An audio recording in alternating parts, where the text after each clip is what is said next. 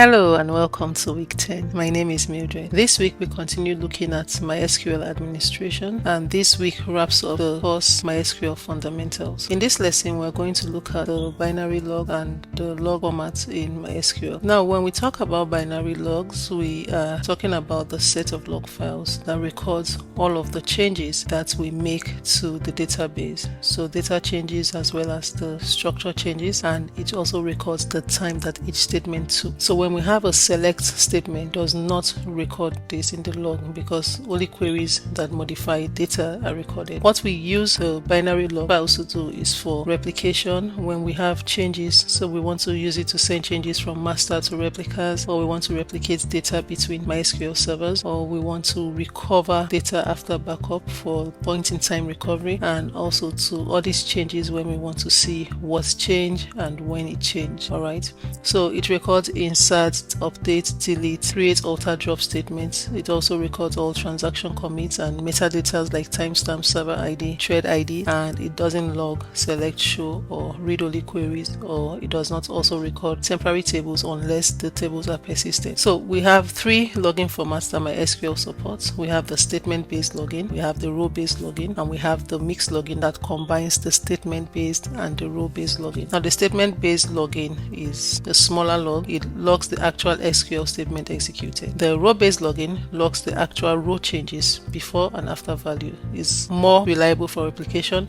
but it has a larger size compared to the statement-based. And the mixed login combines both. So it uses statement-based login unless it detects issues, and then it switches to row-based login. Okay. By default, MySQL enables binary log, and if we want to see this, we have to go to MySQL server. So we'll log into the admin, and then we want to use show global variables like, and we want to show log bin, so log underscore bin. We can do this in lowercase, so it will tell us that log bin is on. So if this is not on and is off, we're going to see how to change it back to on later on, and we'll see also how to turn it off. So we have this on. When we want to see what format it uses, we'll do show variables like bin log underscore format like this, and so we see it using row-based format here. All right, so if we want to specify a different log format, we can edit our MySQL config file and change this bin log format in that file to any of the other values. The row statements and mix are the three values, so you can change it to anyone. You can also set several values in the configuration file, like the server ID, the number of days it takes to expire. Refer to your lesson resource to see those variables, and you can go to your configuration file to change that if you need to. Alright, so if we want to view binary logs, we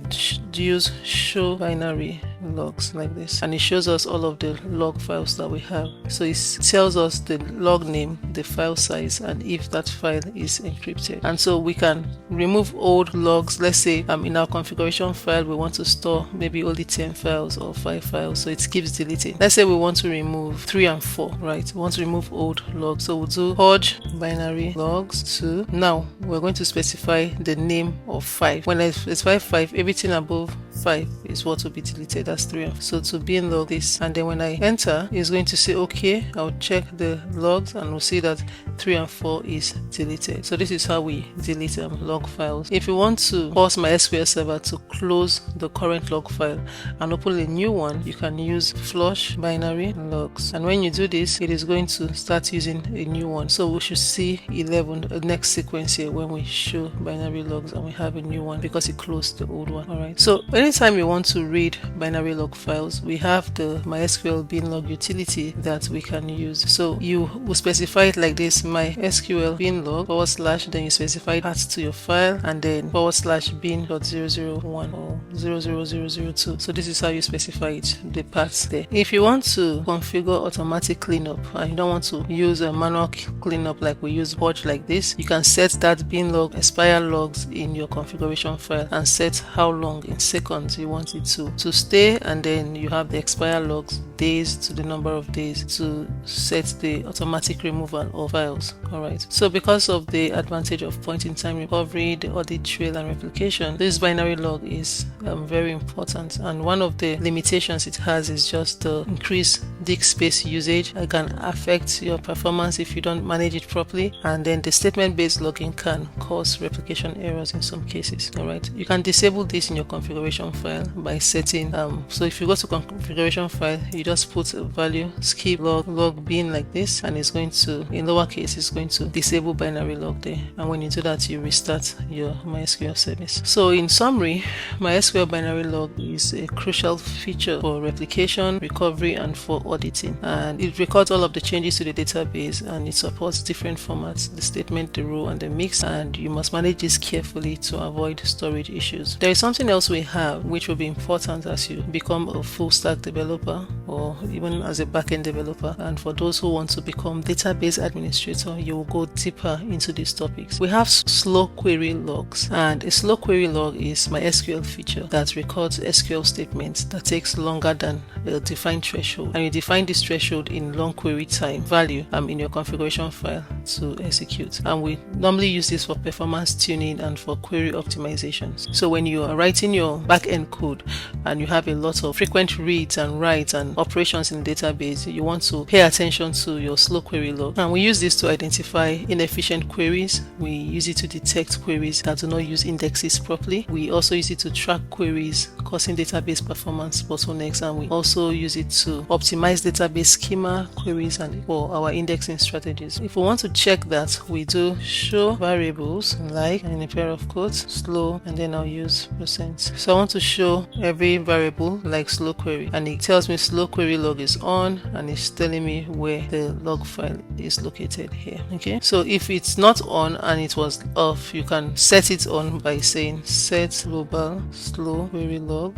equal to on, like this, and we have a syntax because of the spelling of global. Okay, and so it says okay, everything works well. You can also set the log file location by using the same query, but you change this slow query log and you add file and then equal to the path for the file. Alright, so this is very important when you want to tune the performance of your database. So we can also set the threshold in seconds. The default is 10 seconds, so you want to say set global long query time equal to 2 and other values like that. So you can refer to your lesson resource to see the different values that you can set, and you can permanently enable this, like I said previously, in your configuration file using the slow query log equal to the number you want, the log file, you put it there. You also want the log query time and log queries that are not using indexing. When you set this in your configuration file, you want to restart your MySQL service. Alright, so slow query log will enable or disable slow query log. The slow query log file will show where queries are written. The long query time will give you a threshold, and then queries that take longer than that threshold will be logged. Okay, and then log queries not using indexes will log queries that don't use indexes, and this can also be noisy, right? So only log queries that examine more than a particular number of rows, you use minimum examined row limit. So when you want to view your query, you can open that file using any of your